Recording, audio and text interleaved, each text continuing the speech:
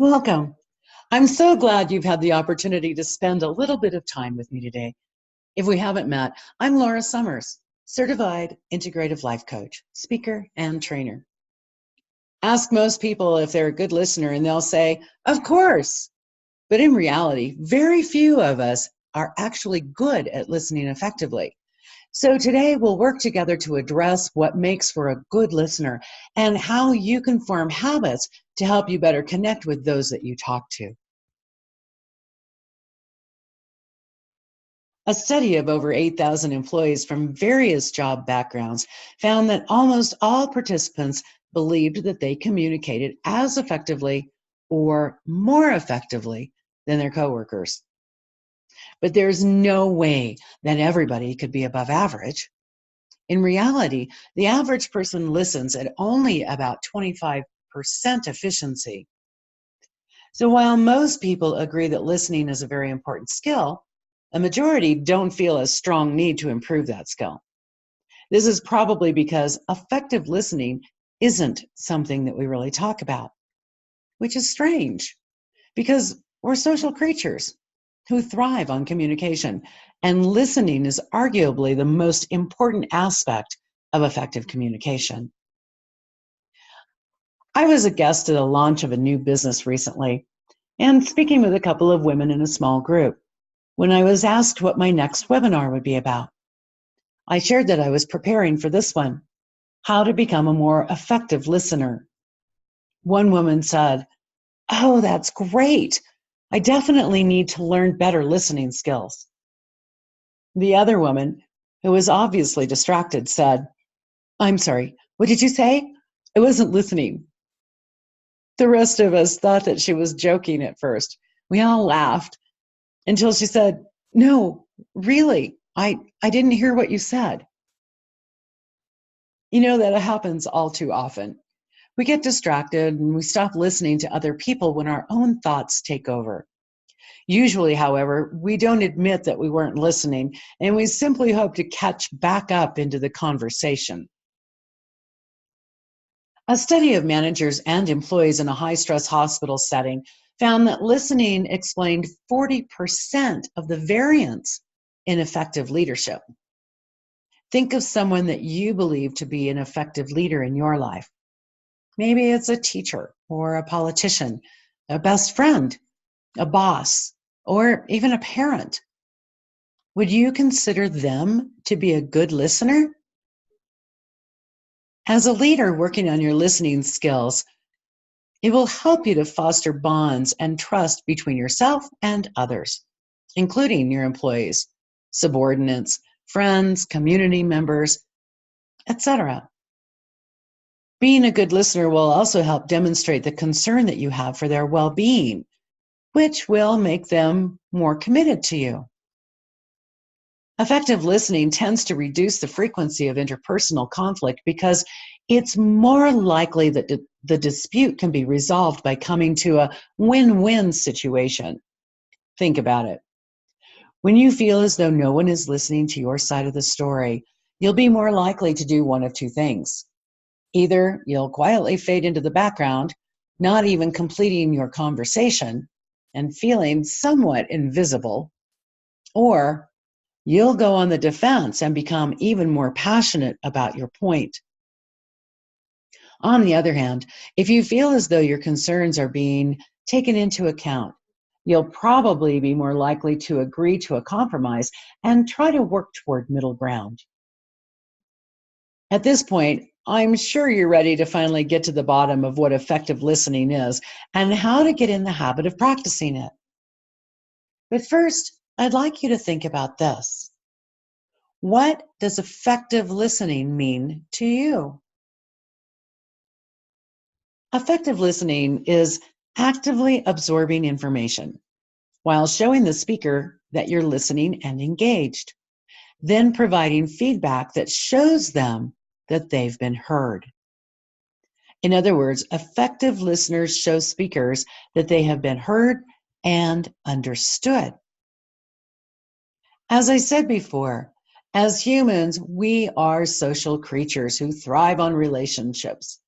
This means that One of the best things that you can do for another person is to show them that their communication is working and that their message is being delivered effectively. Have you ever left a conversation feeling more confused and lost than you did going into it? If you've experienced that, you've experienced poor communication. Now, think of a time that you've sat down with someone and discussed your thoughts in a way that almost left you with a sense of relief when you walked away. That feeling comes when you realize, either consciously or subconsciously, that you've been heard and you've been understood. Your body language is an extremely important component of listening. Some research suggests that it may be even more important than the actual words that you're speaking.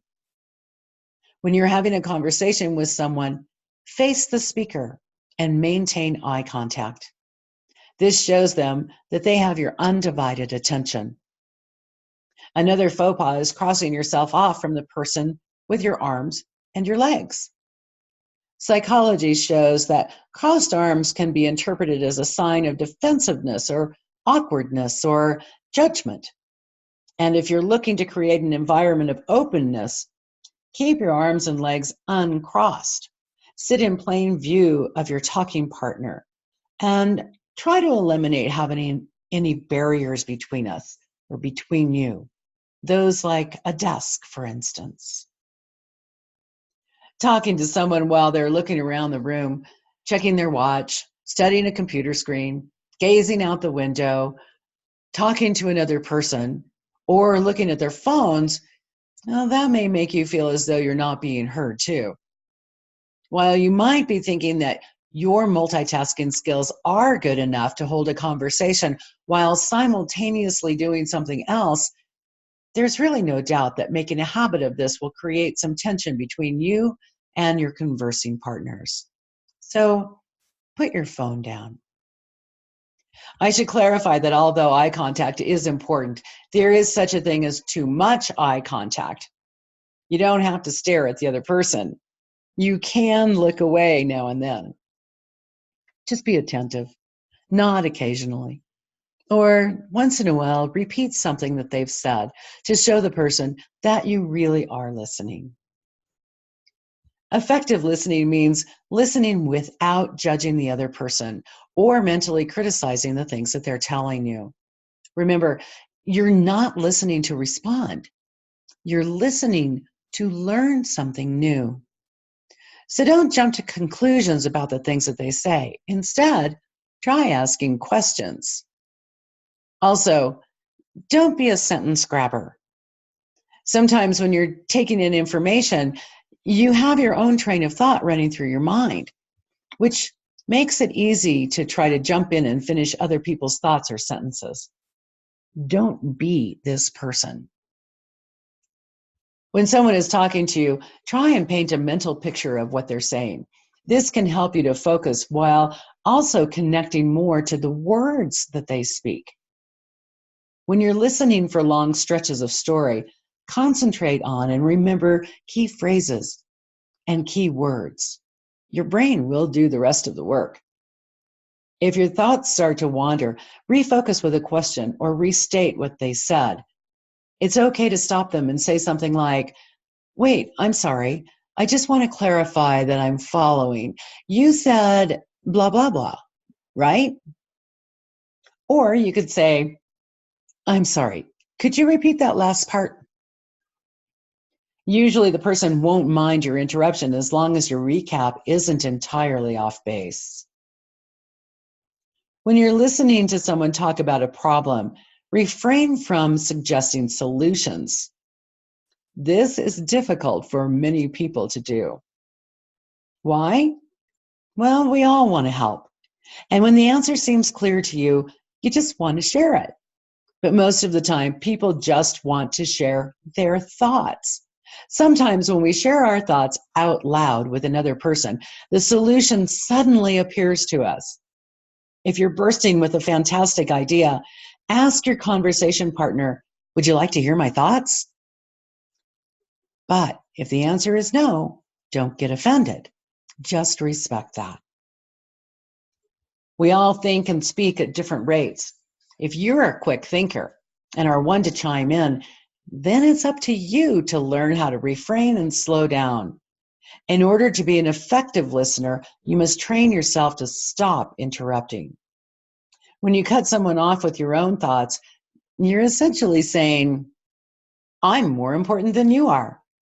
What I have to say is more interesting, more accurate, and more relevant. What you're saying doesn't really matter. I don't have time for this conversation. This is a contest of who knows more, and I'm going to win. Although you may not intend to communicate any of those things, your actions suggest otherwise. The best journalists, interviewers, and researchers learn the importance of probing early on. Probing just means asking for additional information. But if you're not a professional journalist, interviewer, or researcher, it can still help you to understand the situation more fully just by asking questions. Effective probing comes from a non-judgmental place and follows the flow of what's been previously said. Additionally, probing really shows the person that you're speaking with that you are paying attention to detail and that you are fully vested in what they are saying. Being an effective listener involves listening to respond in ways that won't sound off-putting to the person who's speaking. This means avoiding accusation questions like, why would you do that? Or, how could you have thought that? While your intentions might be innocent, the tone of these phrases and questions will likely come off as judgmental, which is not your goal. We're all guilty of jumping in and sharing our own stories about a topic as they're being discussed. But that's a habit we really should learn to break. Think of this from the perspective of your conversational partner. They've come to you to share their thoughts, and in response, well, you've started talking about yourself. This gives the impression that we're not listening or that we don't care about the other person's experience. Although we usually mention our own experiences as a way to say, hey, you're not alone, we risk sending the message that we're superior or more important. If you find yourself doing this, finish your thought quickly and then maybe apologize. You could say something like, I'm sorry, I didn't mean to get us off track, and this conversation isn't about me. What were you saying? I want to reiterate that you've got to be mindful about giving unsolicited advice. Most people give advice because, well, they like to. But when you start advising without consent from your conversational partner, you've stopped listening and you risk dominating the dialogue. Rather than assuming that someone wants your advice, be safe. Remain quiet unless your opinion is asked for. If this is especially difficult for you, try these methods. You could ask your partner something like, have you thought about what your next step is? This gives them a chance to say, yes, I plan on doing blah, blah, blah. Or, no, do you have any ideas? And thank them for sharing the information with you. And let them know that you're here for them if they need any additional guidance or an ear to lean on. Keep in mind that your goal as a listener is to try and develop a deeper bond. If your goal is to better connect with someone, then you should be making an effort to work with them instead of telling them what to do. As an active listener, your ultimate goal is to get as much information as possible in a time-efficient manner and leave the conversation on better terms. This means setting the environment for a comfortable conversation through body language. Being mindful of the way that you react to phrases and ideas, especially those that you might not agree with. Asking questions that encourage the speaker to share more. And refrain from giving unsolicited advice. Thank you so much for taking the time out of your busy schedule to join me. Thanks for listening. I hope you learned some valuable information about how to be a more effective listener. As a life coach, I've discovered there is one thing my clients have in common, and that is the desire to feel valued. Knowing that we are being respectfully heard without judgment is vital to honoring one another as valuable contributors to this life. If you have any questions or you need support on your listening journey, please feel free to reach out to me at lauraesummers.com.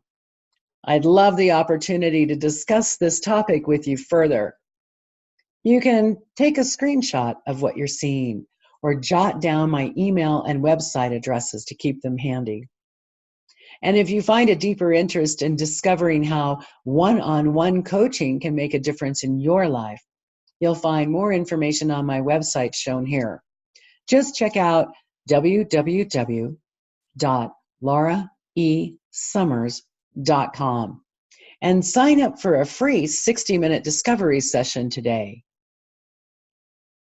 Thank you, and happy listening.